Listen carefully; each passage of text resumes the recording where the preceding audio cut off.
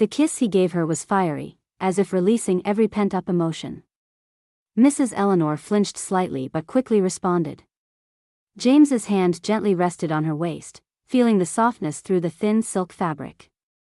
Her face flushed, her mesmerizing gaze locking him in place, unable to pull away. The silk dress hugged her perfect figure, accentuating her slender waist and the alluring bare shoulders. Greetings, dear listeners and friends. Welcome back to our channel, Late Night Tales, in our familiar broadcast slot. In today's episode, Clara continues to bring you an incredibly captivating story titled, The Lady Boss and the Delivery Boy. We hope this tale offers you moments of relaxation after a tiring day. Don't forget to hit the subscribe button and turn on notifications so you won't miss any of our videos. Now, please join us as we dive into the story. James, 23 years old, had just dipped his toes into the world of trading. He hailed from a rural area near the city of Bristol, a place lively enough to draw him into the bustle of commerce yet peaceful enough to keep his dreams alive. After months of fumbling through the trade, James decided to try his hand at selling apples, a fruit dubbed the king, famous yet challenging. Thanks to some family connections, he secured a batch of over 100 kilograms of apples, the kind he was confident were top-notch. He told himself this time he'd sell them all, make a big profit, and use it to expand his business. But life doesn't always go as planned. Early in the morning, James loaded the apples onto his rickety old motorcycle.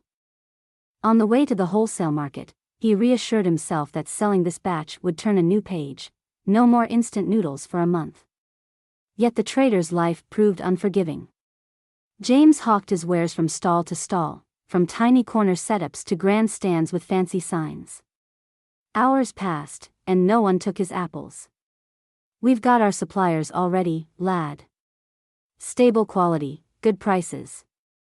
We don't need a new source," came the familiar refrain wherever he went.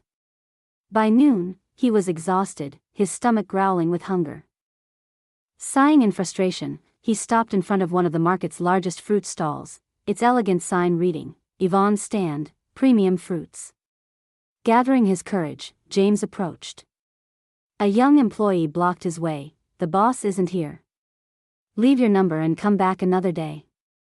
Before he could say more, a group of rival traders noticed him. They saw him as a threat encroaching on their turf. A burly man from the group barked, "Hey, kid, this isn't your playground." Before James could react, they dragged him outside, shouting and shoving him. He stumbled, shielding his apples as if protecting his entire fortune. Just then, a voice rang out, "What are you lot doing? Picking a fight? Shall I call the police?" The group froze, turning to see who'd spoken. It was a woman in her 40s, curvaceous, with voluminous curls and dressed in elegant attire. Her sharp gaze made the traders scatter. One muttered, "It's Eleanor, we're in trouble, let's go." James watched them retreat, then turned to his savior. Mrs. Eleanor smiled, her eyes twinkling with mischief. "New trader, eh? I've noticed you around lately.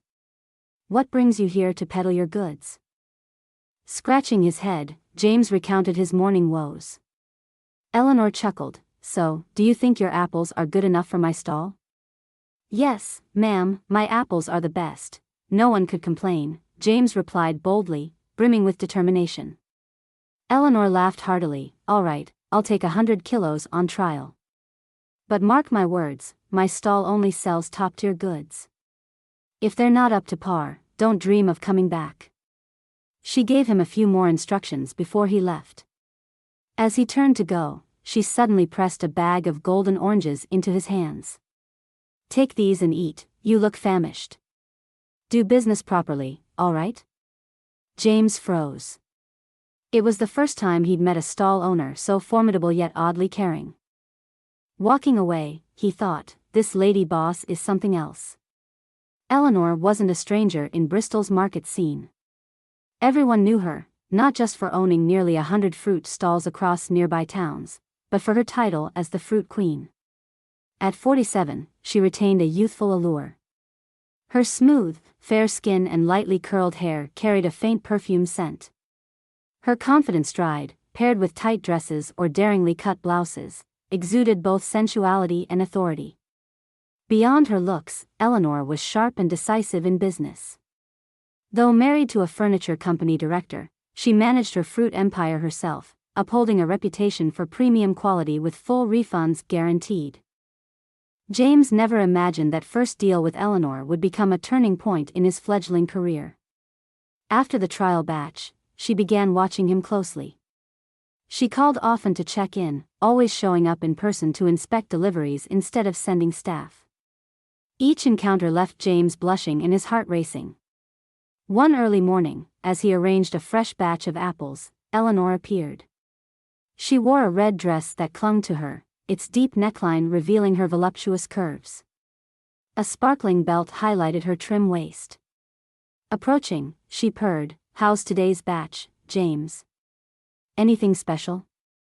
Stammering, he kept his eyes on the apples to avoid her enticing figure. "Yes, ma'am. It's top quality, you can trust it."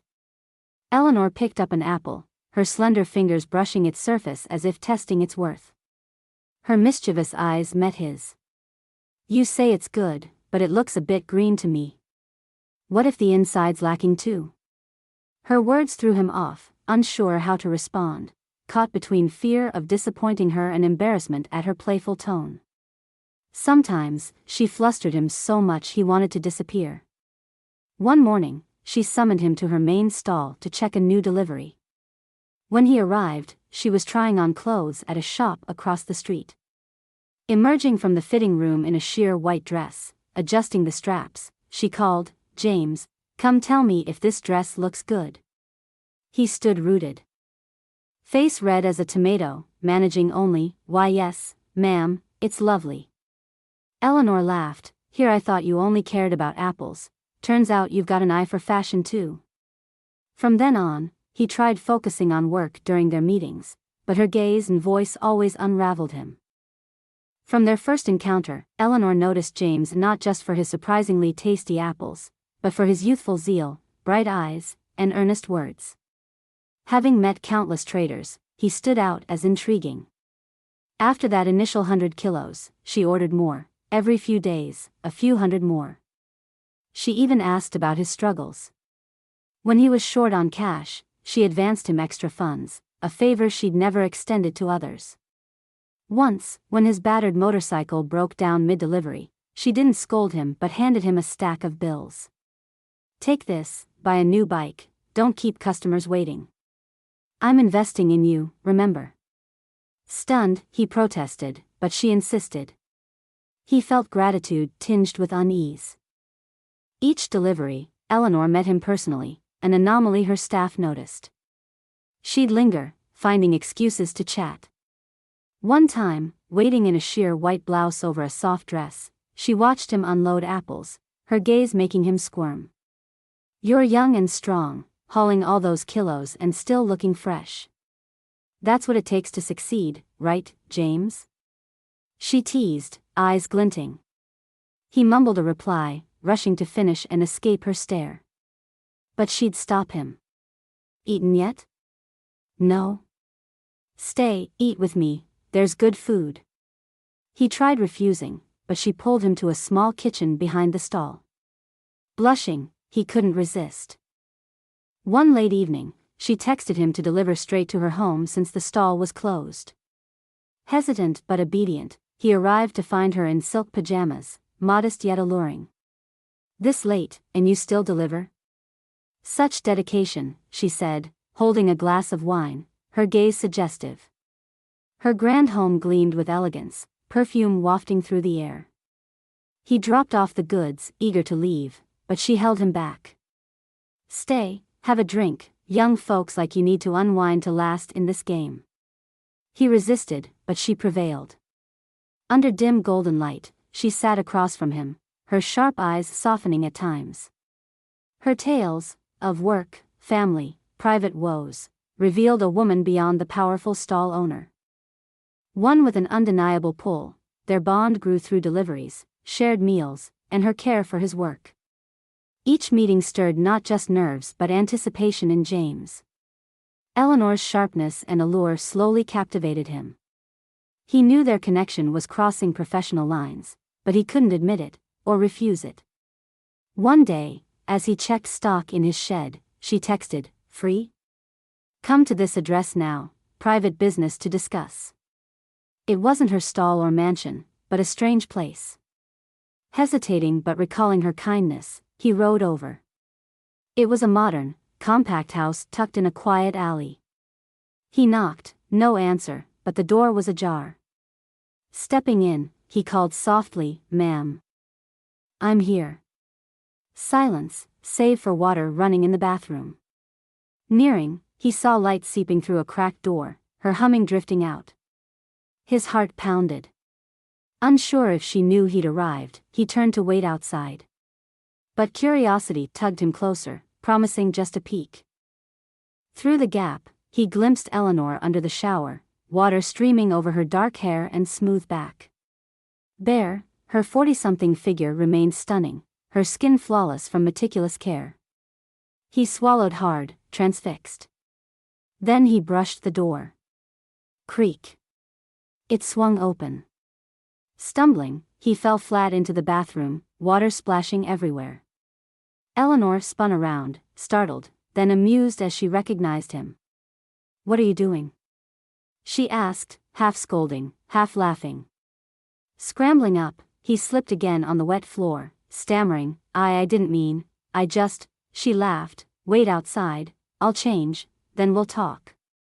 He fled, her image burning in his mind. Soon, she emerged in a silky robe. Shoulders bare, curves hinted at. Sitting across from him with wine, she smirked, "You're the oddest traitor I've met, crashing my bathroom so soon. How should I settle this?" "I'm so sorry, ma'am, I didn't mean it," he mumbled. Her eyes twinkled, "I'm teasing. But this house is my secret, even my husband doesn't know it. You're the first I've let in." "Honored?" Flustered, he couldn't reply. She leaned closer, "I called you for business, but let's wait till you stop shaking."